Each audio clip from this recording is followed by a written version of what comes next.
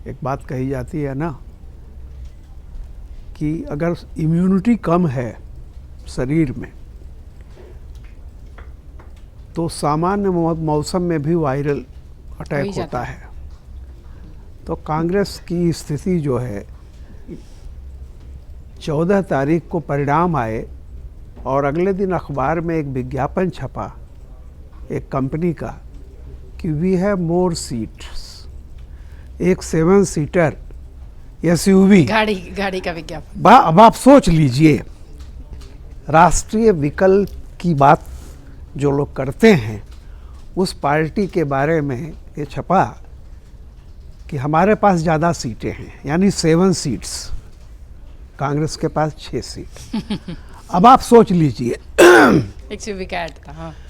तो ये जो कुछ भी है ये सब पार्टियों में होता है। मैंने आपसे कहा ना, इम्यूनिटी का मतलब क्या है? सेंटर। यही फर्क है बीजेपी और कांग्रेस के संगठन में।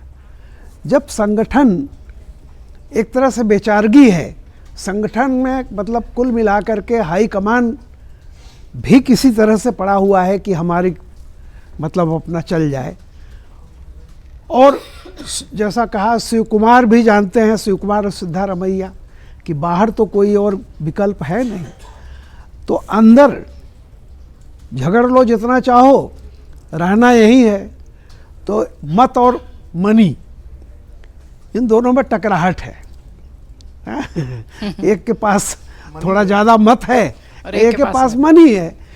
अब ये जो क्रोसिन दे करके या कुछ एंटीबायोटिक अभी आएगी, अब उससे कितना चलेगा वो अलग बात है। बेसिक समस्या ये है, कल हार पर समीक्षा हुई है कांग्रेस की। मैं एक बात हमेशा से कहता हूँ, इतने हार के बाद 95, अगर आप अपनी कमी नहीं देखेंगे, वो गलतियां जो आपके चलते जिन कारणों से आप हार रहे हैं, हमेशा एक बहाना ढूंढेंगे कि वोट चोरी और पैसा देके वोट खरीदा गया, यही 2 कारण हैं। तो ऐसी चीज़ में ऐसा नहीं है कि सिद्धारमैया और शिव कुमार इन चीज़ों को नहीं जानते। कांग्रेस, मुझे खुद इस बात का दुख है कि जो हालत हुई है कांग्रेस की, और आगे उसको मैं खुद कहता हूं कि राष्ट्रीय पार्टी आज भी कांग्रेस ही है, लेकिन कांग्रेस जिस रास्ते पर जा रही है, आप अगर खुद ही अपने को ख़त्म करना चाहते हैं तो कोई क्या करेगा। तो इसलिए कर्नाटक में 2.5 साल और चल जाए, चाहे सिद्धारमैया हो चाहे शिव कुमार हो, आप नेशनल पर्सपेक्टिव में देखिए जनता बिहार के इलेक्शन में 2 चीज़ें बताई हैं।